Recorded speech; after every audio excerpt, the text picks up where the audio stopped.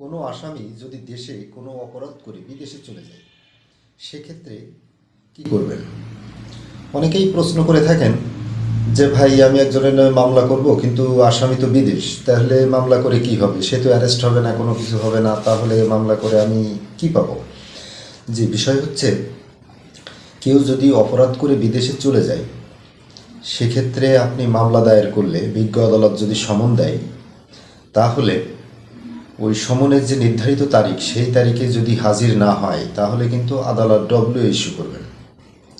এরপরেও যদি আসামিকে খুঁজে না পাওয়া যায়, পুলিশ যদি তাকে খুঁজে না পাওয়া যায়, সেক্ষেত্রে WP&A অর্থাৎ প্রোক্লেমেশন অফ অ্যাটাচমেন্ট এর আদেশ দিবেন, তার সম্পত্তি ক্রোকের আদেশ দিবেন।